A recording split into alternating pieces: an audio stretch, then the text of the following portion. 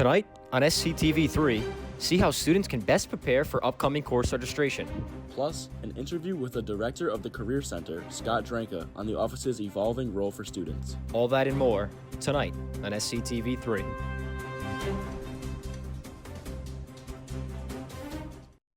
Hello, and welcome to this edition of SCTV3 Weekly News. I'm Conor Rourke. And I'm Dante Iafrate. Thank you for joining us. Our top story tonight centers around course registration here at Springfield College. The final month of the spring semester is a time for students to meet with their advisors to plan for summer and fall classes. But advising isn't just about picking courses. It's about making sure students stay on track, explore new opportunities, and set themselves up for success. I explored more about why building an effective course schedule is so important. With course registration right around the corner, Springfield College students are meeting with advisors to plan out their summer and fall schedules. Whether it's picking the right classes, staying on track for graduation, or exploring new academic opportunities, advising plays a key role in student success. So the way that you can make things easier for your advisor is to look at PrideNet before you come into the appointment and have a sense of what classes you want to take. Even if you're not totally sure about what classes you have to have for the next semester, having a sense of what you might be interested is really good. And if you have your calendar grid where you start to fill out where different classes might go and what other obligations you have, that makes it a lot easier for us to visualize your schedule. As advisors help students navigate their options, many students are also taking an active role in shaping their academic journey. From balancing coursework with internships to making sure they're meeting degree requirements, the advising process is all about collaboration. My first 2 years here, or first year and a half, I was undeclared, and when I declared later on in the spring of my sophomore year, they did a really good job of, even though I'm playing catch up with all my classes, they're doing a really good job of getting me back up to speed, finding internships, stuff like that. So yeah, I think they're doing a really good job of helping me with advising. So. Students should have already gotten an alert to their emails on how to properly set up a meeting with your advisor to talk about next semester's classes. Reporting for SCTV3, I'm Dante Iafrate. With registration deadlines approaching, students are encouraged to meet with their advisors early and take an active role in planning their academic future. They can also visit the My Student Profile tab on PrideNet for more information.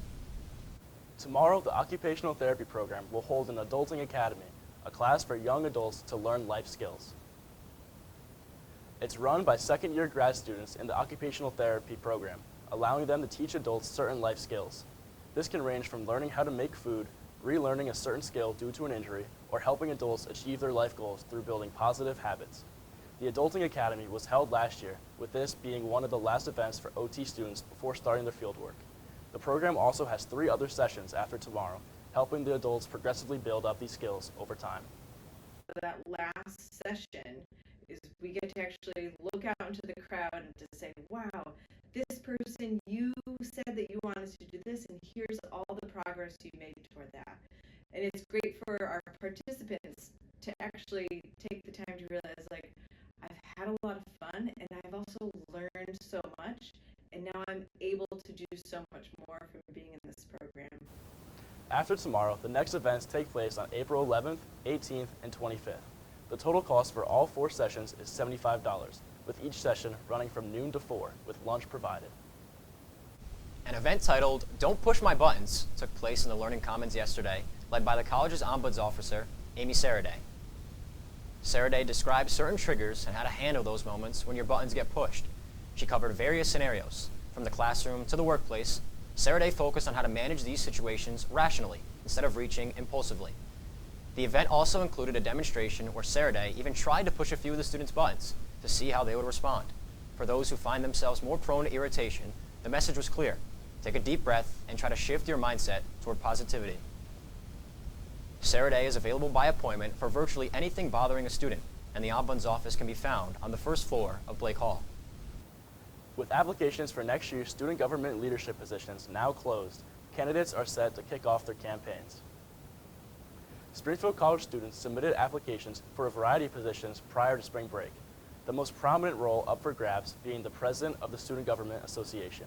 However, students are also running for officer positions in each class and the role general council representatives.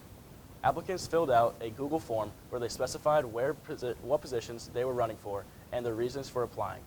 Going forward, students will soon start campaigning, with Election Day set for next Thursday, April 3rd, between 8 in the morning and 8 at night.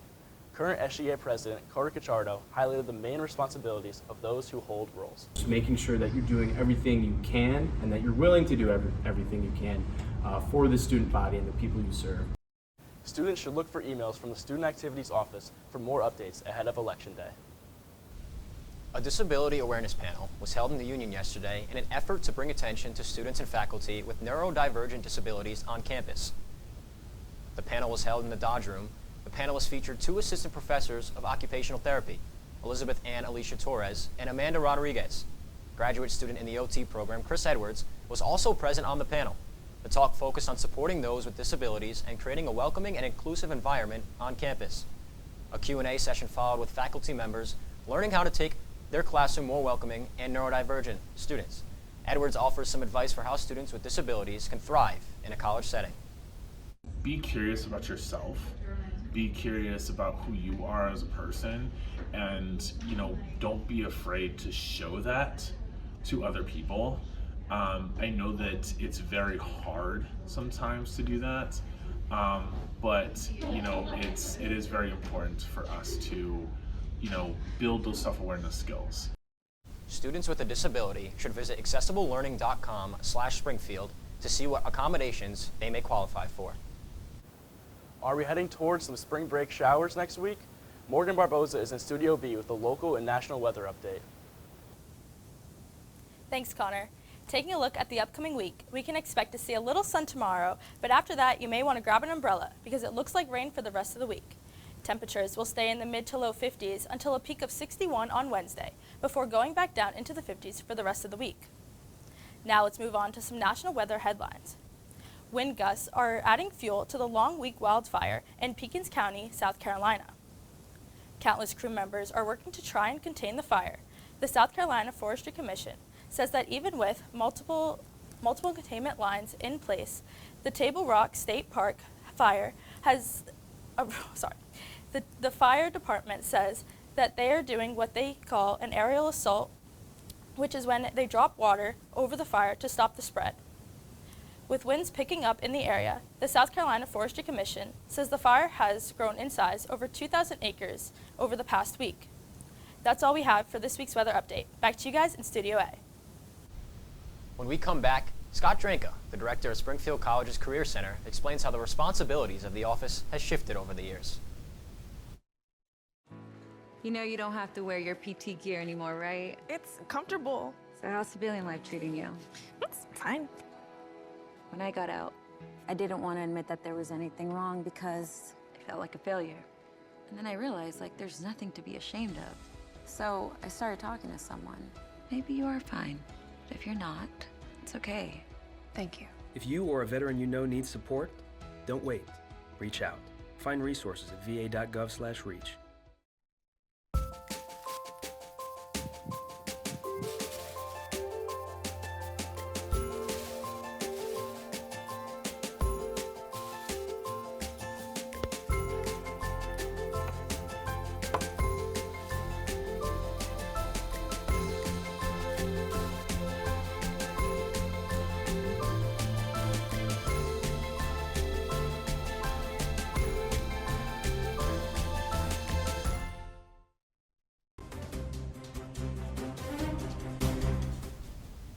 Scott Dranka's role as the head of the college's Career Center goes far beyond simply helping a student build a professional resume. SCTV3's Patrick Fergus visited Dranka to see the extent of the center's role and how it has changed since he first arrived on Alden Street. In his nearly 25 years at the Career Center, the director of the office, Scott Dranka, has been keeping up with the ever-changing landscape of helping students find jobs and internships. Students have realized that there's so many online websites like LinkedIn, Indeed, Simply Hired for job searching, that they're sometimes reliant on only looking for the live job. So when we first started, there was not a lot of internet-based things. LinkedIn hadn't even come out. Facebook hadn't even come out. For Dranka, the Career Center is not just here to serve students on campus, but but also those who have moved on to exciting opportunities in their own careers. We, in any given year, will see about 200 or so alumni appointments a year. And that could range from an early alum after their first or second year after graduation. But that can range back alums 5, 10, 20, 30 years out. More so like, I've done a successful career, I want to make a change, but I don't know exactly what I want to do or where can I go with these credentials. The center's main focus remains providing the necessary development of important skills like building a resume, ability to interview, and productive ways of finding the career that's right to each individual student. That means we work through an educational and a counseling model to be able to have people feel self-confident and to be able to sustain handling a career search and be able to find that they're able to do that constructively on their own. And we always welcome, we're always glad to see students of any class here. But no matter how much messaging we get out there, there will be times where we're seeing a senior for the first time in March of their senior year or a second year graduating graduate student around that same time. He believes that starting to learn the basics of what employers are looking for early on can lead to a better understanding of how to stand out in the job market. The big thing that we want them to do is to come in and work with the Career Center early on, because once they get some of the foundational things done, we can go into deeper dive conversations with them. How do you look in the secondary network? How do you contact companies? How do you find jobs that may not be available? How do you inquire? How do you might even be able to build your own potential job with a company? That networking piece. Reporting for SCTV3, I'm Patrick Fergus. The Career Center holds networking events on campus all year, with a job fair for OT and PT students taking place this coming Monday, March 31st. Now we shift over to some of the major national headlines from this past week. Lawmakers and national security experts want answers after reports that top Trump administration officials discussed highly sensitive military operations over a message app. Many members on the Hill are now calling for an investigation into why classified information was so easily leaked. SCTV3's Caitlin Kubiak has more. The National Security Council acknowledges that the message thread reported by The Atlantic appears to be authentic.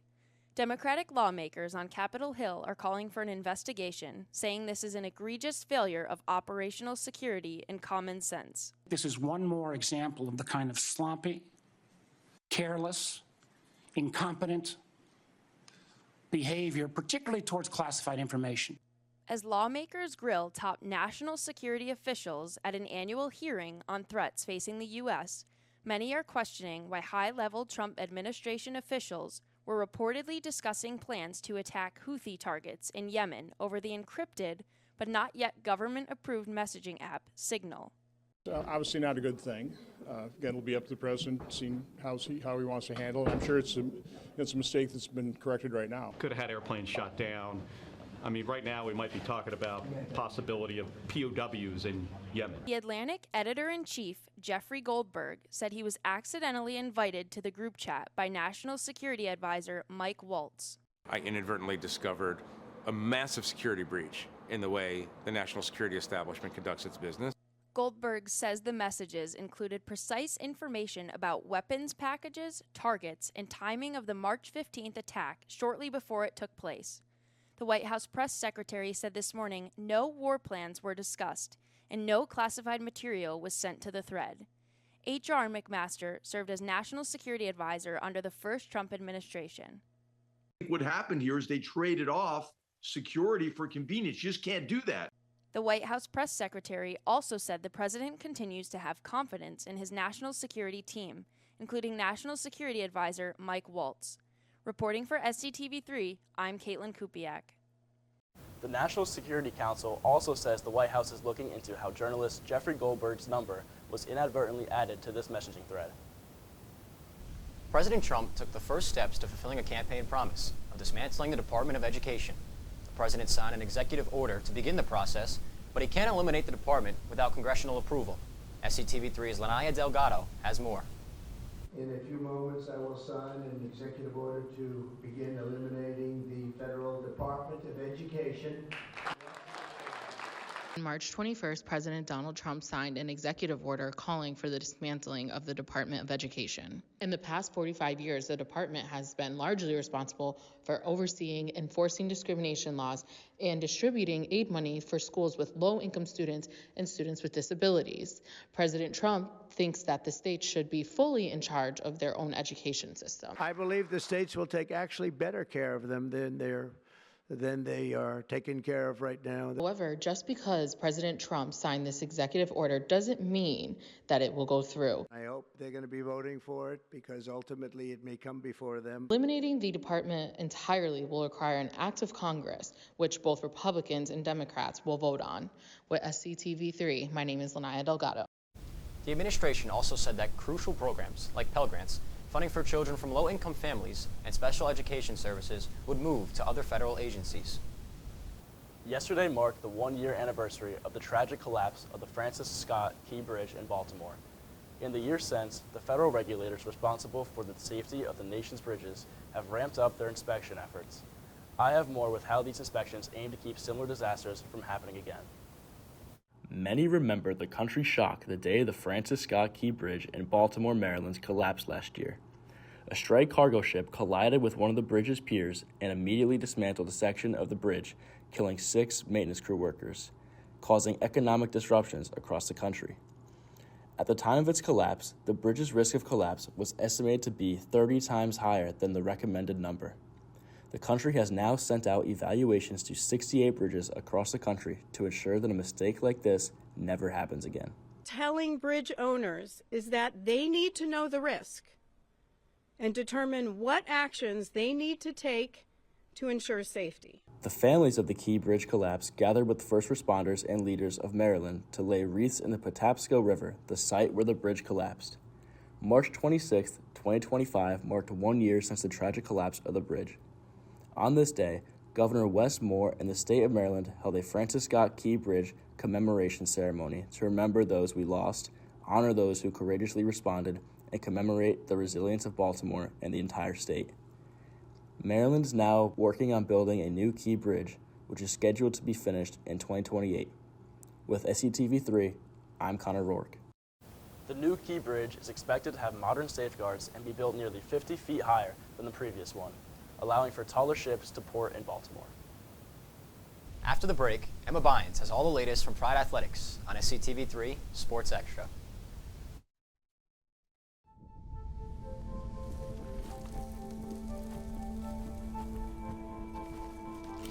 Eva Marie smoked 12,000 packs of cigarettes over 15 years. She quit, and now there's a new lung cancer screening that could save her life. You stopped smoking. Now start screening. No matter how much you smoked, early detection could save you. Talk to your doctor or learn more at savedbythescan.org. Hey, boss. Okay? I said I'm fine.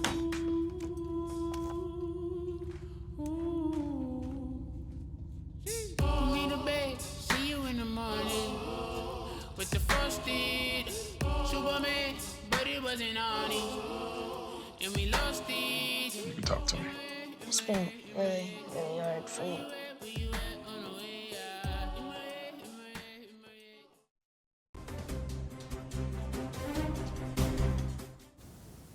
Hello and welcome to this week's edition of SCTV3 Sports Extra. I'm Emma Bynes, bringing you the latest on all things Pride Athletics. Here's a look into how Springfield College Athletics performed this week. Women's lacrosse continued its hot streak with a 19-3 NUMAC win against Salve Regina last Saturday. Lily Johnson scores the first goal of the game by rifling the ball into the bottom right pocket of the net. Women's lacrosse plays its next matchup on Saturday at Clark. Men's lacrosse beat Emerson 20-6 in a NUMAC matchup this past week. Jake Degnan receives the ball, roll dodges his defender, and takes a low shot that finds the back of the net. That was one of his 4 goals in the game. The Pride play in a NUMAC matchup at MIT on Saturday. Springfield baseball went 2-2 this week, including a doubleheader split with Westfield State on Sunday. Pride second baseman Nate Garofalo slams a home run here to extend the Pride's lead in the second leg of Sunday's doubleheader. a game they ultimately won 6-5. Springfield will be at home on Saturday for another doubleheader, this one against Wheaton with first pitch of Game 1 set for noon. During spring break, the teams had the opportunity to spend a week in Florida competing against other schools while soaking up the sun. SCTV3's Kyle Valentine spoke to a couple athletes about their spring break experience. For spring break, Springfield had multiple athletic teams travel to Florida to compete in warmer climates. Let's see what some of the players had to say. So you guys just went to Florida, so what are some highlights that you had? Last year we had a tough game against Hope.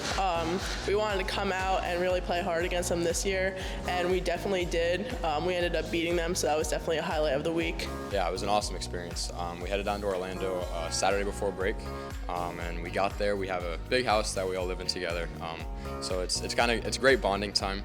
But you know, it's good to all get together. There's 12 of us. So it was really an awesome time to practice some, play some matches, and just bond as a team. Florida, it was fun. We didn't end up snagging a win down there, so that was a little tough, but just building team chemistry that was a big part of it. I know Chris had touched upon beating Hope. That was a big win for us that we wanted to bounce back from last year, but big highlight just being in the house with the team. Like, we build a lot of connections and we get a lot closer, and it's great like rolling into new max and more games later in the year. How do you think it helped living with your teammates and just really like always being with them? So we got to learn a lot about each other, things we didn't know. We got to see how each other lives, we got to how each other eat, and influence one another. Spending every single day together, it's really awesome. You get to know each other more, especially the first years who, you know, they're new to the team. We get to spend a lot more time around them, learn a lot about each other, grow bigger connections, so it's awesome. I mean, we cook together, we play beach volleyball, we go to the pool, we go on walks. I saw that you actually just had 100 career hits, is that right? Tell me a little bit about that. It was awesome. Definitely couldn't have done it without my teammates. We work hard every day, so just that in and out grinding helped me get there. And you missed all of last season with an injury. Can you tell me about how the first career start was down in Florida? Yeah, so the first career start, there were nerves going, but I was kind of just, locked in, not really thinking too much about it. I was proud of myself for being able to step on the mound again after missing all last year with a torn UCL. So that was a big stepping stone for me. A lot of team bonding and memories made during spring break, and we wish our athletic teams the best of luck in the rest of their seasons. Reporting for SCTV3, I'm Kyle Valentine. Each team looks to keep up its spring break momentum heading into the second half of the season. Now to take a look at the upcoming athletic schedule. Baseball takes on Wheaton in a doubleheader on Saturday. The Pride looks for its first win against the Lions in 3 years. Women's tennis has its first home match of the spring season against number 24 Wellesley later in the week. Softball hosts Western New England. The team has only lost twice ever to the Golden Bears. Track and field kicks off its outdoor season by traveling to UMass Dartmouth for the Corsair Classic. Men's tennis takes on its first NUMAC opponent of the year, Salve Regina. On Sunday, wrapping up our schedule preview is men's lacrosse, taking a trip across town to battle Western New England. To see each team's full schedule, go to SpringfieldCollegePride.com. That'll do it for this week on Sports Extra. Stick around to see how well students really know Dr. James Naismith. I don't think that many kids in my son's school even do it. He makes fun of his friend who vapes. He would never try it. She's into soccer. She's on the honor roll. She's just not the type. No way. No way. No way. No way, my kid would never vape. Get your head out of the cloud. Today, nearly 8,000 kids will start vaping. Maybe even yours. Learn about the dangers at talkaboutvaping.org. My opponent is completely disregarding almost half of my arguments which I responded to. Communities must step up Laws and alone protest cannot against this stop normalizing. bullying. Well, I completely disagree. Point of inquiry, do you guys even realize that the #1 killer of children and teens are gun injuries? You're probably starting to realize now, this is not a debate. There is no adult in this earth that wants children to die. I worry for my kids.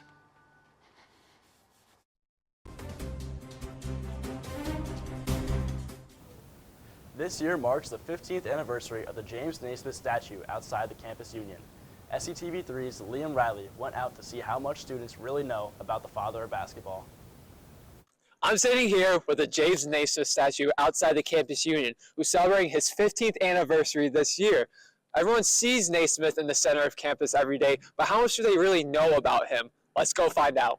So what year was basketball invented? 1891, 1927, or 1960? 1891. We go 1891. 1891. 1891. 1891. That is correct.